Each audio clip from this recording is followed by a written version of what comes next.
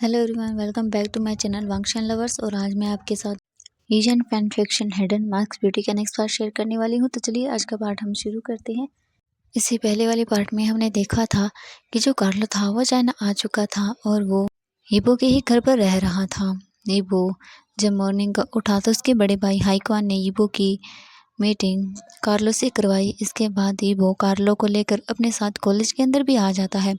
ईबो college में अपने friend के साथ बातें कर रहा था और कार्लो भी वहीं खड़ा हुआ था। ईबो के फ्रेंड्स ने उसे टीज करने के लिए जैन को हिडन मास्क ब्यूटी बुलाया, जिसे सुनने के बाद ईबो थोड़ा सा चिढ़ भी गया क्योंकि वो लोग बार बार ईबो को ये बात बोलकर टीज कर रहे थे। इसके बाद कार्लो ये सब चीज़ें सुन रहा था, उसे इन सब चीज़ों में कोई इंटरेस्ट नहीं था। इसके बाद कार्लो ने कहा कि ईबो, मुझे कोई काम है तो मैं यहाँ से जा रहा हूँ, मैं इवनिंग को तुम्हारे घर पर मिलूँगा। ये बोलकर कार्लो वहाँ से चला गया। इसके बाद ईबो भी अपने फ्रेंड्स के साथ कॉलेज के अंदर आ गया और इसके कुछ टाइम बाद ही जैन भी मिंगजी के साथ कॉलेज आ गया था। जैन अपनी सारी क्लासेस को अटेंड करता है। आज ईबो का बिहेव जैन को देखने का कुछ और ही था। आज ईबो जैन को किसी बात के लिए भी बुली नहीं कर रहा था, उसे बिल्कुल भी टीज भी नहीं कर रहा था और ना ही वो जैन को बार बार परेशान कर रहा था। ये बात जैन को थोड़ी अजीब लगी कि आज पूरे दिन में एक बार भी ईबो ने उससे आकर कोई बात नहीं की, ना ही उसे वो कुछ काम करने के लिए बोल रहा है। ये बात जैन को थोड़ी ऐसी अजीब लगती है। इसके बाद वो लोग जब अपनी सारी क्लास को अटेंड कर लेते हैं, जैन अपने घर जाने के लिए निकल चुका था। जैन पार्किंग लॉट के अंदर खड़ा हुआ था और मिंगजी भी उसी के पास थी। मिंगजी ने कहा कि जैन, क्या हुआ, तुम क्या सोच रहे हो? जैन ने कहा कि नहीं, मैं कुछ नहीं सोच रहा मिंगजी। मिंगजी ने कहा कि अच्छा ठीक है, चलो। इसके बाद वो कार के अंदर बैठ जाते हैं। मिंगजी कार को ड्राइव करना शुरू करती हैं। तभी अचानक से जैन ने कहा कि आज ईबो नहीं आएगा।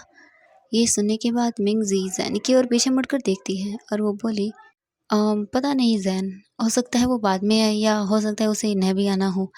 जैन ने कहा कि ओह अच्छा। इसके बाद मिंगजी और जैन दोनों ही अपने घर आ जाते हैं। जैन अपने घर के अंदर चला जाता है और वो अपने फेस का मास्क निकाल कर वहीं सोफे पर रख देता है और वो आराम से वहीं लेट जाता है। मिंगजी इसके बाद अपने घर चली गई थी। कुछ टाइम के बाद जैन की मॉम जैन के पास आती हैं और वो देखती हैं कि जैन यही सोफे पर सो गया है। तो वो जैन के पास वहीं बैठ जाती हैं और उसकी हेड में वो मसाज करने लगती हैं। कुछ टाइम तक ऐसे ही करने के बाद जैन की मॉम वहाँ से खड़ी होती हैं और वो जैन के लिए डिनर बनाने के लिए चले जाते हैं। जैन कुछ टाइम के लिए वहीं पर सो गया था, उसे काफ़ी अच्छी नींद आ गई थी। जैन बिल्कुल भी नहीं उठता अपने सोफे से और वहाँ दूसरी तरफ ईबो अपने घर पहुंचता है। अपने घर पहुंचने के बाद वो सीधा अपने रूम के अंदर चला जाता है। अपने रूम के अंदर जाकर वो फ्रेश होता है। फ्रेश होकर वो जैन के घर जाने के लिए निकल जाता है और वहाँ दूसरी तरफ कार्लो जैन को ढूंढने के लिए सब चीज़ें कर रहा था। तभी उसका फ़ोन रिंग करता है। कार्लो जल्दी से अपने फ़ोन को पिक करता है। अपने फ़ोन को पिक करने के बाद उसे उसके एक इन्फॉर्मर ने बताया कि सर, हमें उसके बारे में कुछ चीज़ें पता चल गई हैं, जैसा आपने हमें कहा था। ये सुनने के बाद कार्लो बहुत खुश हो जाता है। कार्लो ने कहा कि अच्छा, तुम्हें पता चल गया, जल्दी बताओ मुझे वो कहाँ है, उसकी जितनी भी इन्फॉर्मेशन है सब मुझे जल्दी जल्दी दो। इन्फॉर्मर ने कहा कि जी सर, हम अभी उसकी जितने भी इन्फॉर्मेशन हमें मिली है हम आपको सेंड कर देते हैं, आप चेक कर लीजिएगा। ये सुनने के बाद कार्लो बहुत खुश हो गया था कि आखिरकार उसे जैन के बारे में सब चीज़ें पता चल गई। कुछ टाइम के बाद कार्लो को उसके फ़ोन पर एक नोटिफिकेशन शो होता है। कार्लो जल्दी से अपने फ़ोन को चेक करता है और अपने फ़ोन को चेक करने के बाद वो लैपटॉप को लेकर आता है और उसके अंदर वो उन सभी चीज़ों को ओपन करता है। जैसे ही कार्लो अपने फ़ोन से उन सब चीज़ों को कनेक्ट करके लैपटॉप के अंदर ओपन करता है तो वो जैन के बारे में बहुत सारी चीज़ें पता करता है। उसे जैन के बारे में काफ़ी चीज़ें पता चल गई थी। जैन कहाँ रहता है, इसके घर के बारे में और जैन कहाँ स्टडी करता है, इन सब चीज़ों के बारे में उसे पता चल गया था। ये सुनने के बाद वो बहुत खुश हो जाता है कि आखिरकार उसे पता चल गया। जैसे ही उसने कॉलेज का नाम देखा तो वो बहुत खुश हो गया क्योंकि आज ही तो वो इस कॉलेज के अंदर गया था। ये उसे याद आता है। कार्लो एक डबल सी स्माइल देते हुए बोला कि अच्छा, तो तुम मुझसे छिपकर यहाँ बैठे हो जैन, मैं आ रहा हूँ। मॉर्निंग को तुम वो देखोगे जो तुमने कभी सोचा भी नहीं होगा। ये देखने के बाद वो बहुत खुश हो जाता है। अब हमें जैन की ओर का सीन दिखाया जाता है। जैन अपने रूम के अंदर बैठा हुआ था और वो अपने प्रोजेक्ट को कंप्लीट कर रहा था। कुछ टाइम के अंदर जैन का प्रोजेक्ट बिल्कुल कंप्लीट हो जाता है। उसे फिर अपने डोर पर एक नॉक सुनाई देता है। जैन जल्दी से अपने टेबल से खड़ा होता है और वो रूम के डोर की ओर जाने लगता है। इससे पहले कि जैन जल्दी से डोर को ओपन करता, उसे यीबो की आवाज़ सुनाई देती है। यीबो की आवाज़ सुनने के बाद वो जल्दी से अपने बेड की ओर जाने लगता है क्योंकि वहाँ पर उसका मास्क पड़ा हुआ था। जैन जल्दी से अपने फेस पर उस मास्क को फिर से लगा लेता है और वो डोर को ओपन करता है। जैसे ही जैन ने डोर को ओपन किया, उसके सामने यीबो खड़ा था। यीबो जल्दी से जैन के रूम के अंदर आ गया और वो बोला कि जैन, मुझे तुमसे कुछ बात करनी है। जैन ये सब सुनकर थोड़ा हैरान हो गया कि आज उसे क्या बात करनी है। इससे पहले कि यीबो जैन को कुछ बोल पाता, उसकी मॉम आ जाती हैं। जैन जल्दी से अपनी मॉम को देखने के बाद बोला, मॉम क्या हुआ? जैन की मॉम ने कहा कि ओ यीबो, तुम भी आ गई, अच्छी बात है, चलो मैंने डिनर बना दिया है, हम सब मिलकर साथ में डिनर करते हैं। यीबो ने कहा कि अच्छा ठीक है आंटी। इसके बाद यीबो भी जैन के साथ नीचे आ जाता है और वो डाइनिंग टेबल पर बैठ जाते हैं और वो डिनर को करने लगते हैं। यीबो बार बार जैन की ओर ही देख रहा था। जैन का यीबो पर ध्यान नहीं था, वो बस अपने डिनर को कर रहा था। डिनर को कर लेने के बाद जैन अपने रूम की ओर जाने लगता है। तभी पीछे से यीबो ने जैन को आवाज़ देते हुए कहा कि जैन। जैन पीछे मुड़कर देखता है। जैन ने कहा कि क्या हुआ यीबो? यीबो जैन को बहुत ही एक्साइटेड नज़रों से देख रहा था। जैन यीबो के बिल्कुल पास आते हुए बोला कि क्या हुआ, तुम क्या बात करना चाहते हो? यीबो कुछ बोलने की कोशिश करता है लेकिन उससे बोला नहीं जा रहा था। इसके बाद जैन ने कहा कि अच्छा ठीक है, तुम मुझे बाद में बता देना। वैसे तुम्हारा जो प्रोजेक्ट है तुम उसे आज ही कंप्लीट कर लो क्योंकि मॉर्निंग को हमें वो सबमिट करना है। यीबो ने कहा कि ओ अच्छा ठीक है। ये बोलकर जैन अपने रूम की ओर चला जाता है और यीबो भी जैन का पीछा करते हुए उसके रूम के अंदर आ जाता है। जैन फिर से जाकर अपनी टेबल पर बैठ जाता है और वो यीबो को भी पास वाली टेबल पर आकर बैठने के लिए बोल देता है। यीबो भी वहाँ जैन के पास आकर बैठ जाता है और वो उसके पास ही बैठकर अपने प्रोजेक्ट को कंप्लीट करने लगता है और जैन उसे समझाने लगता है। जैन आज यीबो को समझाते हुए एक अलग सी चीज़ नोटिस करता है कि आज यीबो बिल्कुल भी अलग तरह से बिहेव कर रहा है। वो पहले की तरह जैन को बार बार टीज नहीं कर रहा, नहीं कुछ बोल रहा है, बस वो जैन की ओर ही देखे जा रहा है। जैन यीबो की ओर देखता है तो यीबो एक अलग डिफरेंट से वे में जैन की ओर देख रहा था। ये जैन को बहुत ही अजीब सा लगता है। जैन जल्दी से अपने फेस को साइड कर लेता है और वो बोला कि मैं अभी आता हूँ क्योंकि उसे ये वो जिस तरह से उसे देख रहा था उसे वो बहुत ही अलग फील करवा रहा था। उसे आज तक इस तरह की फीलिंग कभी नहीं हुई। ये बहुत डिफरेंट था जिस तरह से आज ये वो उसे देख रहा था। ये देखने के बाद जैन वहाँ से खड़ा होकर चला गया। ये वो वहीं बैठा रहता है और जो अभी उसने समझाया उसे उस फाइल के अंदर लिखने लगता है। कुछ टाइम के बाद जैन वापस आ जाता है तो वो देखता है कि ईबो वहीं टेबल पर ही सो गया है अपना फेस रख के। जैन ईबो के पास आता है और वो ईबो की ओर देखने लगता है। जैन ईबो के फेस पर आ रहे बालों को देखता है और वो अपने हाथ को अनजाने में ही आगे कर लेता है और जैसे ही उसका हाथ ईबो के बालों को छूने वाला था तो वो अपने हाथ को पीछे कर लेता है और वो सोचता है कि मैं ये क्या कर रहा हूँ, ये क्या हो रहा है मुझे, मैं ऐसे किस उसे नहीं, ये गलत है। ईबो थोड़ी सी आवाज़ करता है और वो फिर से अपने फेस को साइड करके वहीं सो जाता है। जैन अपने होश में वापस आता है और वो फिर से जैन ईबो को जगाने की कोशिश करता है। ईबो कहता है, नहीं मुझे सोने दो प्लीज़, मुझे सोना है, मुझे नींद आ रही है। जैन जब टाइम को देखता है तो वाकई 12 बज चुके थे और बहुत रात भी हो गई थी। इसके बाद जैन ने ईबो को टेबल से थोड़ा सा हिलाने की कोशिश की ताकि वो जाग जाए। ईबो बिल्कुल ही नहीं जाग रहा था, वो वहीं पर ही आराम से सो रहा था। जैन ईबो को टेबल से खड़ा करता है और वो उसे वहाँ से ले जाने की कोशिश करता है लेकिन ईबो बहुत ही हैवी था जिस वजह से जैन उसे ले जा नहीं पाता। इसके बाद जैन ने अपने बेड की ओर देखा और वो अपने मन में सोचते हुए बोला कि नहीं, मैं इसे नहीं ले जा सकता हूँ, मुझे इसे अपने बेड पर ही सुलाना होगा। मैं जाकर इसके रूम में सो जाऊंगा। ये सोचकर जैन ईबो को उसके बेड पर लेटाने की कोशिश करता है। जैसे ही जैन ईबो को बेड पर लेटाने वाला था, उसका पैर स्लिप होता है और वो अनबैलेंस होकर वहीं बेड पर गिर जाता है। जैन ईबो के बिल्कुल ऊपर गिर गया था।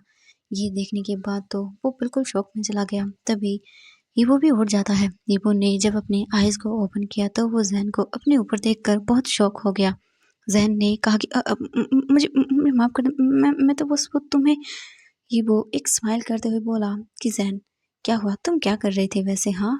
और वो भी इस तरह से, और तुम मेरा नींद में होने का फायदा उठा रहे थे क्या?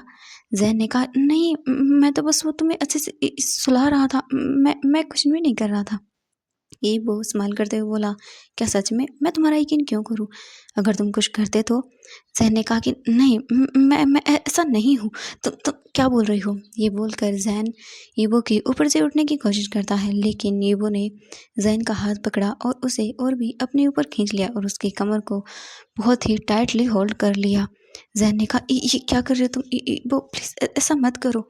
लेकिन ईबो तो बार बार जैन को और भी अपने करीब लाता जा रहा था और जैन इन सब चीज़ों से बहुत डर रहा था। उसे एक अलग सी चीज़ फील हो रही थी। नहीं, उसे ये सब चीज़ें बहुत अजीब फील करा रही थी। जैन ने कहा कि ये वो प्लीज़ ऐसा मत करो, छोड़ो मुझे। लेकिन ये वो बिल्कुल भी जैन को नहीं छोड़ता और वो जैन के फेस पर देखने लगता है। उसकी आंखें, उसके लिप्स उसे बहुत ही अजीब सा फील करा रही थी। जैन ईवो को खुद से दूर करने की कोशिश करता है, लेकिन ईवो एक अलग ही चीज के अंदर खो गया था। उसे बस जैन के इस वक्त लिप्स नजर आ रहे थे और वो अपनी इस चीज के अंदर इतना खो जाता है कि उसने किसी भी बात की बिना परवाह किए ये सोचे कि जैन क्या करेगा, क्या फील करेगा। उसे कुछ भी समझ में नहीं आ रहा था। उसने सीधा जैन के नेक पर अपने हाथ को रखा और वो जैन को अपनी और भी करीब ले आया और उसकी लिप्स पर वो अपने लिप्स को प्रेस करता है और उसे किस करने लगा। ये देखने के बाद जैन की आंखें बिल्कुल बड़ी बड़ी हो गई। जैन को कुछ भी समझ नहीं आया कि क्या क्या हो गया, ये क्या हो रहा है। और जैन तो बिल्कुल ही शॉक में था। ईवो जैन को बहुत ही पैशन के साथ किस कर रहा था। ईवो को जैन की लिप्स बहुत ही डिलीशियस इस तरह से फील हो रहे थे। जैन के लिप्स बिल्कुल सॉफ्ट थे। उसे ये चीज़ बहुत ही अग्रेसिव फील करा रही थी। एक अलग वे में वो ये सब चीज़ें फील कर रहा था। जैन अपने आप को ईबो से दूर करने की कोशिश करता है, लेकिन जितना जैन ईबो से दूर जा रहा था उतना ही ईबो उसे अपने और क्लोज कर रहा था।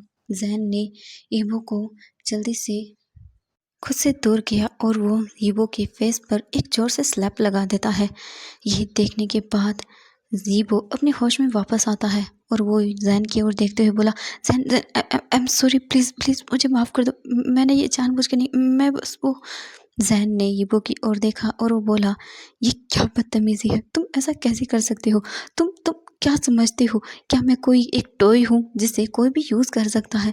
ये कितना डिस्गस्टिंग है। मुझे लगा कि तुम सुधर गए हो, लेकिन नहीं, तुम तो पहले की तरह ही हो, एकदम डिस्गस्टिंग। प्लीज़ दोबारा मेरे सामने कभी मत आना। ये बोलकर जैन जल्दी से अपने आप को रूम के अंदर लॉक कर लेता है और ईबो को रूम से बाहर निकाल देता है। जैन वहीं नीचे बैठ जाता है और रोने लगता है। उसी के साथ ऐसा क्यों होता है? क्यों क्यों बार बार उसे इस तरह से चीज़ें फील करनी पड़ती हैं? इस बार तो उसकी कोई गलती नहीं थी। इस बार तो उसने किसी के सामने कुछ भी नहीं कहा। उसने अपने फेस तक को छुपा के रखा है, लेकिन बार बार क्यों सब लोग उसके साथ ऐसा करते हैं? और ये वो बार बार जैन को आवाज़ दे रहा था, जैन जैन प्लीज़ मेरी बात सुनो, प्लीज़ मुझे माफ़ कर दो, मेरा कोई गलत इंटेंशन नहीं था, जैन प्लीज़ मुझे माफ़ कर दो, मैं ये नहीं करना चाहता था। वो बस वो तुमसे। ये वो कुछ भी नहीं बोल पाता और जैन उसे चिल्लाते हुए बोला, गेट आउट, यहाँ से बाहर निकल जाओ। मैंने कहा ना, यहाँ से निकल जाओ, मुझे अपनी शक्ल मत दिखाना। ये सुनने के बाद बहुत ही टूट गया और उसे बहुत बुरा फ़ील हो रहा था कि ये उसने क्या कर दिया। उसे ऐसा नहीं करना चाहिए था। उसे पहले ज़ैन को अपनी फीलिंग्स कन्फेस करनी चाहिए थी। उसने बहुत गलत किया। ईबो बहुत ही ज़्यादा अजीब-सा और बहुत बुरा फ़ील करता है। ईबो ज़ैन के घर से बाहर आ जाता है और वो सोचता है कि मैं कल ज़ैन से माफ़ी माँग लूँगा जब वो कॉलेज के अंदर आएगा। मुझे माफ़ कर देना ज़ैन, मैं ये जानबूझ के नहीं करना चाहता था। इसके बाद ईवो बहुत ही ज़्यादा बुरी कंडीशन के अंदर बार के अंदर चला जाता है। वो खुद को पनिशमेंट देना चाहता था कि उसने जैन के साथ ये क्यों किया, उसे ऐसा नहीं करना चाहिए था। उसे बहुत ही बुरा फील हो रहा था। ईवो बार के अंदर जाकर बहुत ही बुरी तरह से ड्रंक हो जाता है और फिर से उसके फ्रेंड्स उसे घर छोड़ने के लिए चले जाते हैं। और वहाँ दूसरी तरफ कार्लो बेड पर लेटा हुआ था और आज वो बहुत खुश था। नाइट का टाइम था और वो वाइन को पी रहा था और स्माइल करते हुए बोला कि जैन, मॉर्निंग को मैं तुमसे मिलने आ रहा हूँ। मैं देखता हूँ कि अब तुम्हें मुझसे कौन बचाता है। देखना, मैं तुम्हारा उससे भी बुरा हाल करूँगा। ये सोचकर वो बहुत स्माइल करता है। इसके बाद हमें मॉर्निंग का सीन दिखाया जाता है। ये वो जल्दी से बेड से उठता है और वो अपने सर को पकड़ के बैठ जाता है। उसे बहुत ही हैवी फील हो रहा था, उसका हेड। ये वो बोला, ये क्या है, मेरा सर इतना दर्द क्यों कर रहा है, ओ गॉड। फिर धीरे धीरे उसे सब याद आता है और वो बोला, ओह शिट, ये मैंने क्या कर दिया, मुझे उससे माफ़ी मांगनी है। नहीं, मैं जैन को खो नहीं सकता। मैं उसे बताऊंगा कि मैं उसकी फीलिंग रखता हूँ। ये वो बिल्कुल पागलों की तरह बिहेव करने लगता है और वो जल्दी से वॉशरूम के अंदर जाकर बहुत ही जल्दी जल्दी रेडी होकर घर से बाहर निकल जाता है और वो अपनी बाइक को लेता है और वो कॉलेज के लिए निकल जाता है। ये वो कुछ ही टाइम के अंदर कॉलेज के गेट के बाहर खड़ा हो गया था। आज वो सबसे पहले कॉलेज आया था ताकि जब जैन आए तो उससे बात कर सके। और वहाँ दूसरी तरफ कार्लो बहुत ही आराम से उठता है और वो अच्छे से रेडी होता है और वो जैन से मिलने के लिए बहुत खुश था आज, कि आज उसे इतने सालों बाद जैन को सबक सिखाने का मौका मिलेगा। और वो रेडी होकर जैन के कॉलेज जाने के लिए निकल। तो एवरीवन, आज के लिए बस इतना ही। नेक्स्ट पार्ट के लिए वेट कीजिएगा। Thank you so much friends मेरी वीडियो देखने के लिए। तो बाय बाय एवरीवन।